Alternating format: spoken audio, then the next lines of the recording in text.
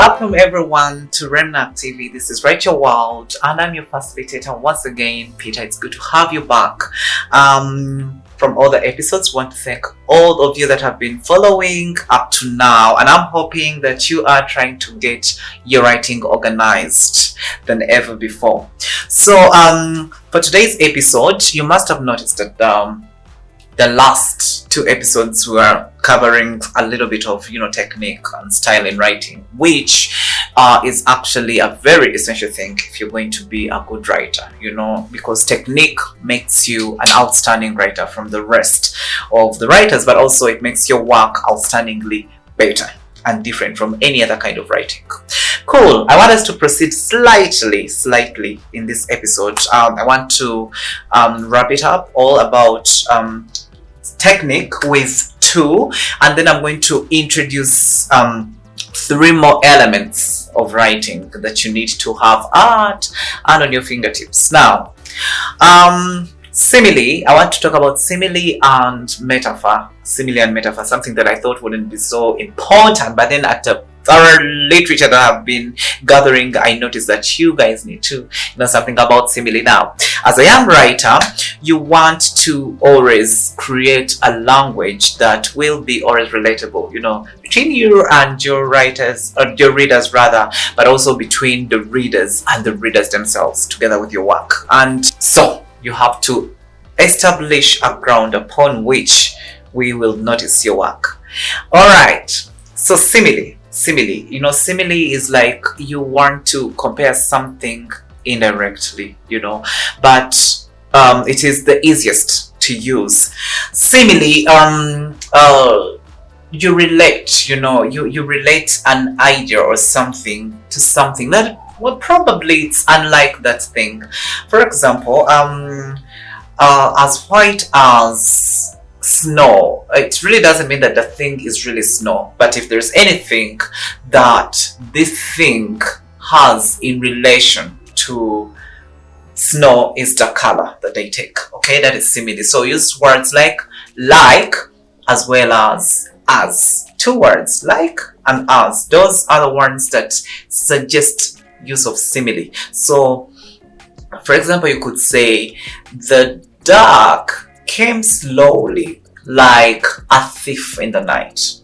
Okay, it means the dark, it does not mean that the darkness was a thief, no, but if there is anything they have in common is the way they both come.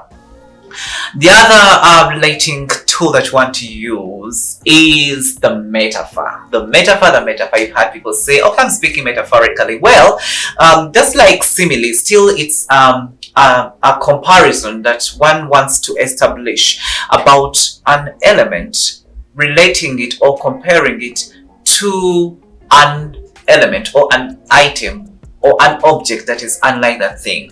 It's best, but for it does not use anything like or as. What it does, you actually directly suggest. If we say, for example, my friend is an angel. Okay, my friend is an angel. Of all things about an angel, your friend is just that same person. That same thing, is kind, is powerful, is resilient, is supportive. For some reasons you can't do without your friend. That is a metaphor. So metaphor really makes one item, one object appear to be exactly like the other, but we are not making it that very particular item. We are just trying to show that if I say my father is a lion, get all the traits that a lion possesses, you put them to your father. But sometimes we want to make a point, for example, he's extremely brave or tough or violent. It depends on the context. So those two, and there are very many techniques. As I said before, we may not complete them. Some are extremely advanced, some are subtle, some are commonly used, and some are just there. Cool. So let's proceed. But before we proceed, you know what to do. You have to make sure, if you've not subscribed, please subscribe to Reminac TV. That's our YouTube channel. And when you do, please do not forget to tap on the bell for notifications in case anything new pops in. And please share as much as you can. Spread the writing gospel. Okay. I want us to deal now. I want to introduce the writing itself. Okay, there's a lot that we've talked about here and there, but now let's go into this practical part. A little bit of the practical part. Like I said, we are going to do a lot of practice in the next series, but it starts now. Okay, I'm going to emphasize on characterization and setting. Remember, I said you have to show what you're writing other than telling what you're writing. That's what makes one of the things that make a good writer and an epic writer that you would want to become. So character, who is a character? A character is someone that you put in your story to take on a particular role. And well, if you thought that characters should only be human beings or are only human beings, well, jokes on you, you are wrong. You got that totally wrong. A character could be anyone that you make assume a role and is able to deliver what you want to actually deliver, through that person, through that animal. It could be anything. It could be a character, could be anything, as long as it assumes a role, in line to what you want to talk about. That's a character. It could be an animal, a person, an object, regardless. It's up to you as a writer to make your own choice. Then we have characterization. After knowing that you have a character, you have to dress your character the way you want. How do you want them to behave? How do you want them to speak? How do you want them to be perceived by other characters in the story? What is it that you want them to do? Okay, that is characterization. And in the end, if we are discussing your piece, we'll look out for the character traits of this character. Do you want them to be kind, violent? Do you want them to be sad all the time? Do you want to be loners? Do you want them to be egocentric, self-centered, authoritative characters? It's all up to you. It's about how you dress your character. It's very important that you make them appealing as much as possible.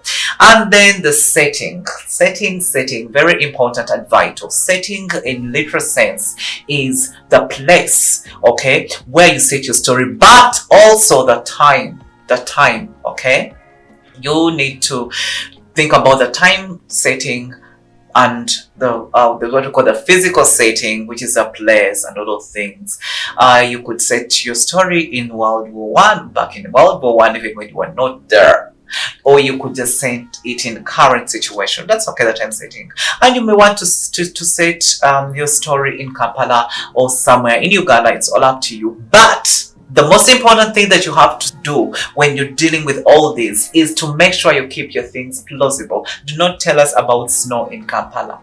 Are we going to be able to believe that? Probably not. And the moment we do that, then your work is losing interest. Okay? So characterization and setting the place or the time upon which you want your stories to run. So thank you so much. This is all for this episode. Our next episode, if you're following, it will be a recap from the first episode to this episode before I have to proceed.